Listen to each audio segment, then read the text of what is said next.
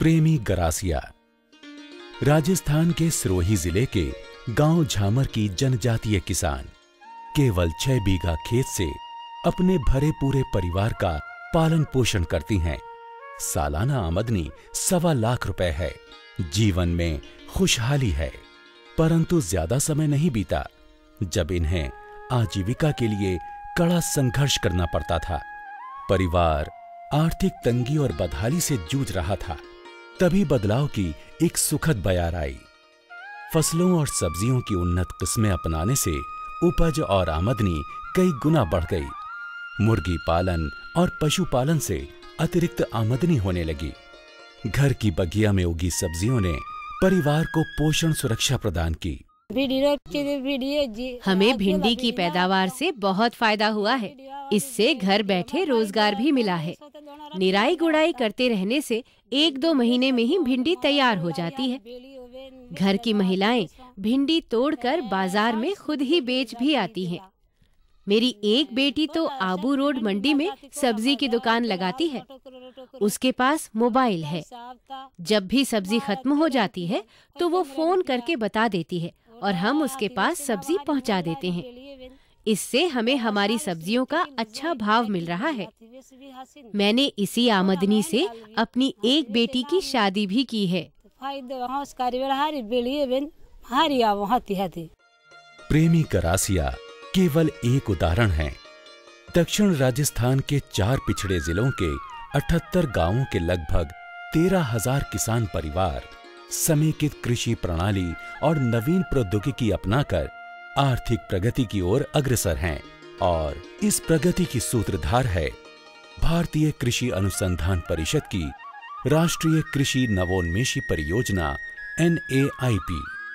जनजाति बहुल इस क्षेत्र में आजीविका और पोषण सुरक्षा के लिए NAIP की एक परियोजना वर्ष 2007 से कार्य कर रही है।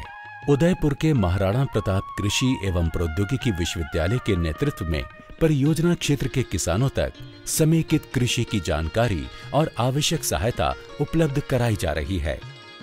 गांवों में बदलाव की लहर चल पड़ी है। किसानों को वर्षों से उगाई जा रही स्थानीय किस्मों की जगह फसलों की अधिक उपज देने वाली किस्मों और संकर किस्म के बीज उपलब्ध कराए गए। इससे बीज प्रतिस्थापन दर में वृद्धि हुई। गेहूं के 75% से अधिक क्षेत्र में उन्नत किस्में लहलहा रही हैं व उत्पादकता 1.5 गुना से अधिक हो गई है। संकर मक्का अपनाने से उत्पादकता लगभग दुगनी हो गई।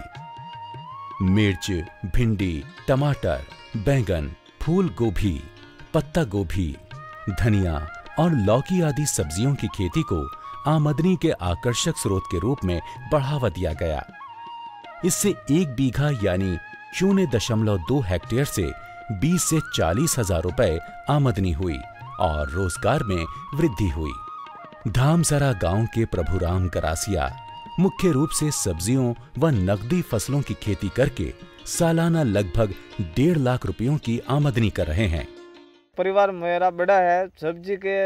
ज़्यादा सब्जी बुवाई करने से मेरे परिवार का भरण पोषण मैं अच्छी तरह से कर देता हूँ। इस बच्चे स्कूल भी जाते हैं, गृहस्थी भी अच्छी तरह से चलती है सब्जी की आवक अच्छी होने से। इस योजना से खुश, हम भी खुश हैं और जो इन योजना से जुड़े हुए हैं वो बाकी लोग भी खुश हैं। भूमिहीन और सीमांत किसानों को आमदनी का स्रोत उपलब्ध कराने के लिए घर के पिछवाड़े मुर्गी पालन का उपाय सुझाया गया। इसके लिए किसानों को निर्भीक नस्ल के चूजे दिए गए। अतिरिक्त अंडे व मुर्गे बेचकर सालाना आमदनी 5 से 6 हजार रुपए हो रही है। उन्नत सिरोही नस्ल की बकरियां व बीजू बकरे उपलब्ध कराकर बकरी पालन को बढ़ावा दिया गया।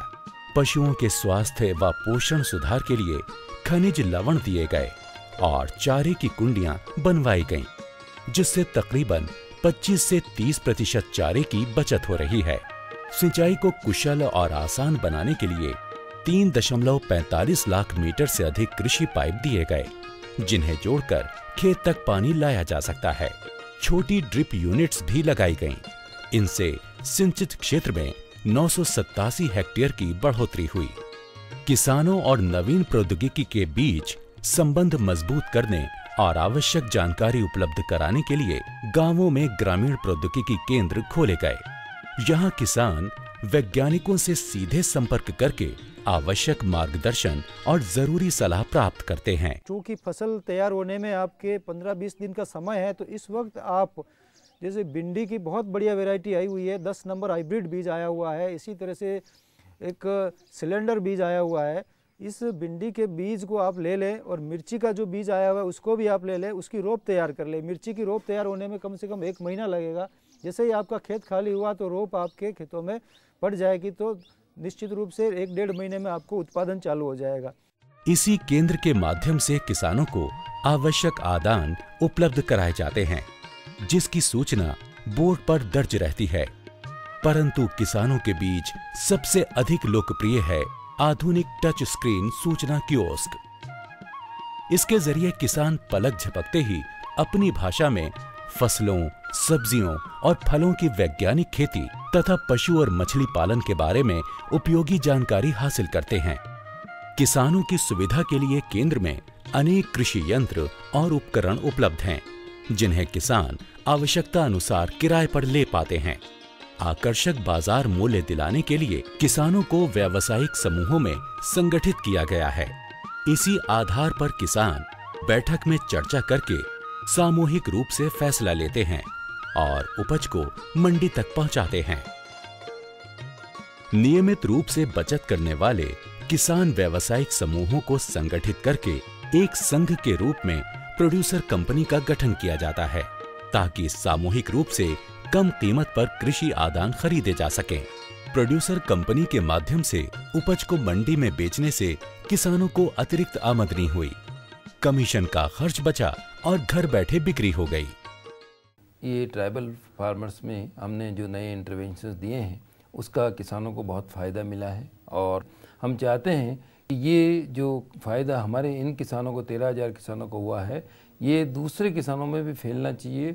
और इसी के लिए, और अपने राज्य में तो फैले ही, लेकिन पूरे देश में इस प्रोजेक्ट के बेसिस पे दूसरी जगह भी ये प्रोजेक्ट चलना चाहिए और उससे दूसरों को भी फ़ायदा होना चाहिए। परियोजना अवधि के बाद भी क्षेत्र में कृषि विकास और खुशहाली का सिलसिला जारी रखने के लिए किसानों को दी जा रही सहायता के मूल्य की 10 से 50% राशि कृषक योगदान के रूप में एक विशेष कोष में संचित की जाती है। सतत विकास के इस कोष पर ब्याज से अर्जित होने वाली आय से किसानों को निरंतर सहायता जारी रहेगी। परियोजना के इस सस्टेनेबिलिटी फंड में किसानों की भागीदारी 181 लाख रुपए से ज्यादा है।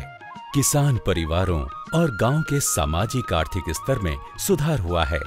विकास और खुशहाली की सुखद और स्थायी बयार से पूरा क्षेत्र सराबोर है। ये खुशहाली अब कहीं जाने वाली नहीं।